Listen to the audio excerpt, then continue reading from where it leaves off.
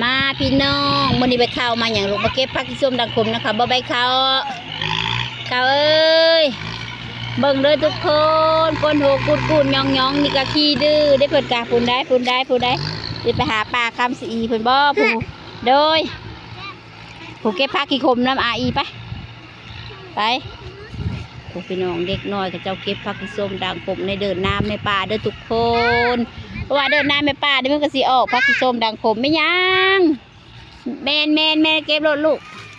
มีแต่ลูกมีแต่หลานพี่น้องพอละบรรยากาศยามแรงอันนี้ก็หลานมันลูกอันนี้นะแน่บังดูโหยองนี่เนาะปกเขาแล้วยังเขามาเอาย่านะคุณได้บอกคุณไว้อย่ามาจับนะเจอีเพิ่นก็เก็บผักส้มด่างขมคือกันเด้อพี่น้อง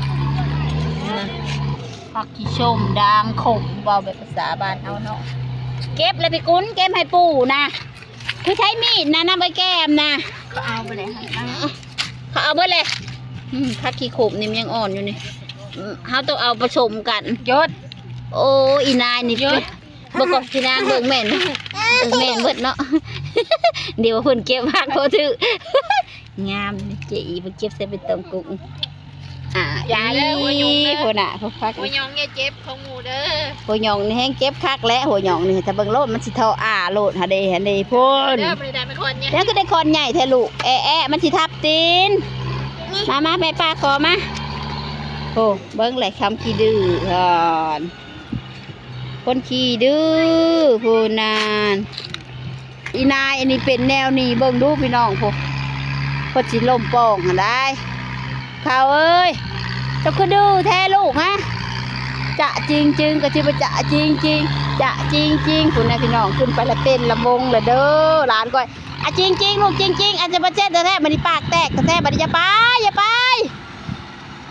เบิ่งพี่น้องความมันดื้อผู้ปีนขึ้นไปบักชุงเอาปีนได้เฉยก็ดื้อแท้ลูกเพนนี่ฮะมานี่มาเบิ่งทุกคนเพิ่นกะหิ้วคู่บาทนี่แหละใบข้าวสีเก็บพักให้คักบาทนี่สุบเจ้าเอ้ยเด้เบิ่งดูนี่ข้าวมันขี้ดื้อเด้อใบข้าวอีปลาเด้อมันเก็บพักที่ส้มด่างขมและบาทถ้าเบิ่งสิได้เก็บคักแท้เด้ผู้ละแพ้เอ้ยผู้ลูกคู่ฮะผู้ไปให้เขาเอ้ยผู้ไปให้เอ้ยจุนผู้ไว้ผู้จุนน้าแล้วผู้มาหาปลาละบาทเดินในสุบเจ้ากล้วยนาวอีข้าวไปน้ำแน่เด้บ่แม่นพักกินลูกนะมันบ่แม่นโก้ยหลานกะพักกินนะสุดยอดกินแซ่บพี่น้องสิพากันเก็บเอาแตวหนองควายเด้อพี่น้องหนองโบกควายเด้อพี่น้องหวงคู่เบิ่งแน่นี่นะหวงคู่ญาติเอ้ยช่วยเอาโหหลานแม่ป้าเด้อพี่น้องเด้เป็นเก็บผักจับผักพอหลานไข่เอ้ยเบิงไล่กนมันเบิงบายอีป้าบอไล่โจกกนมันเบิงดูพี่น้องหันมาหันพุ่น คนโหกุดยองแล่นหันละเด้อหลานอีป้าขี้ดื้อนี่เด้อพุ่นใบข้าวเอ้ยเก็บยังใบข้าวกิ๊กเบิงเห็นมาลักลีอีป้าก็เป็นพี่น้องกิ๊กจ้าใครเอ้ยขี้ดื้อจังเลยได้พักเดี๋ยวเบิ่งพี่น้องความดื้อเห็นหมูเห็ดพี่สังก็อยากเห็ดซอยความเพิ่นดื้อเขาเอ้ยบรรยากาศยามแรงๆนะทุกคนเมื่อนี้กับประมาณตะเวนใกล้สีพาดใบไม้นี่แหละพี่น้องกำลังอันนี้นี่มาเยอะไปไสนะโอ้ความเพิ่นดื้อพอดื้อพอใครวะดื้อจังเลยขี้ดื้อหลานอีปานห่านคนขี้ดื้อห่านเบิ่งดูความเพิ่นดื้อไปเก็บผักน้ำหมูเพิ่นเป็นเก็บผักบ่โผนห่านปิ้นอยู่กับกกไม้นะโผนห่านอันนั้นป้นกระปูกระแซบได้เฮ้ยหมูเลยพี่น้องเขาจะไปเก็บเอ้ยบ่ลูกเป็นเอ้ยได้พวกเอ้ยก็อยู่พวก เขาเก็บพักกูย่างไปหาเขาแล้วไวมาหาไวเด้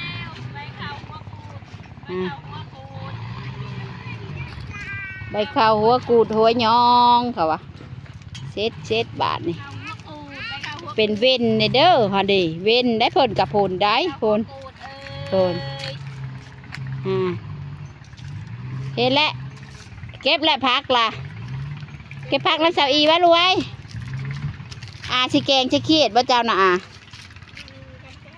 โลจำแจ่วกระปูก็แซ่บได้เฮ้ยเบิ่งละความดื้อเด้โอ้ยดื้อคักหลานเลยวะไปบังด้วยนี่เป็นตาตีบ่พี่น้องเป็นตาตีบ่พี่น้องคนขี้ดื้อถ้าบ่เด้อเด้เสร็จบัดนี้บ่สิเด็ดน้องพี่น้องเดี๋ยวตกลงหันเจ้าก็ให้แล้วน้องบ่ยองเลยบังเด้อความเพิ่นดื้อบ่กล้าตีเลยบาดนี่เพิ่นสิได้เพิ่นบ่กล้าตีเพิ่นยามันงกเงกเอาปะนี่เอา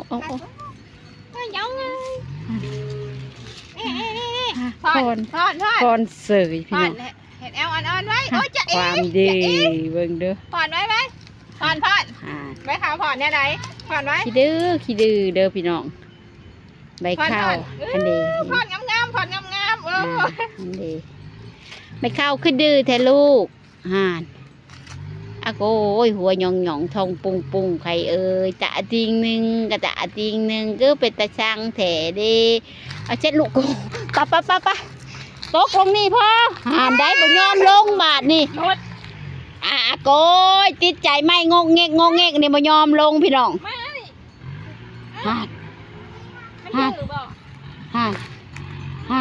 ม่วนเบิ่งทรงเนาะพี่น้อง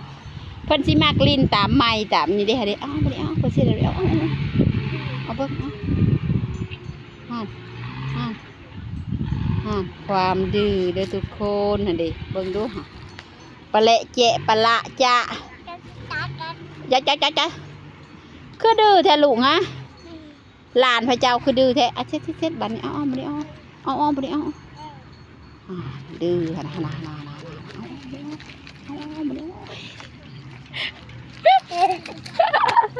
ขี้ดื้อเธอได้ข่าวเอ้ยขี่ก็อาหาเก็บพักแถวหนองโบกควายแม่ปานเนาะพี่น้องแถวโบกควายมันก็เกิดเองเด้อทุกคนพักขี้ส้มด่างคมนี่ด่างนี่ใหญ่เลยเฮ้ยมาไม่เคยพักขี้คมนี่ขนาดนี่ดีนี่ในตีนนี่เข้านี่งามนี่พักขี้โคมคนนี่แข่งกันก่อนไหมเด้เพิ่นสิดื้อของเก่าบ่ผู้ย่างไปเสเอ้ยแล้วผู้เช็ดระวังเด้อคู่ค่ะเพิ่นเห็นแล้วเพิ่นอยากได้น้ำเด้อลูกคู่ค่ะเอาไปนี่มันได้ไปเลยได้พี่น้องไปเองแล้วพวกมาเด้อไปไซด์เด้อนะป้าใช้ขิดก่อนตัวนี้ก็ละแกะอันนี้นะพรเองกระจิงลิงติงเจ้าเอ้ยลิงติงมาพี่น้องคลิปนี่เด้อแม่ป้าจบคลิปเด้อทุกคนคลิปเก็บพักขี้ส้มด่างขมแถวเดินเถียงนาแม่ป้าเนาะพี่น้องกับลูกกับหลานพี่น้องพอหลายคนใบข้าวคนสวยอีป้ากับมาเก็บน้ำเขาแถมยังมาม่วนอีเบิ่งแม่พี่น้องพรอยู่ลิงติงเป็นกำลังใจให้อีป้ากับใบข้าวเลยเด้อพี่น้องบายทุกคนหานเบิ่งดูพี่น้องหานเอาไปเช็ดแล้วมันเอา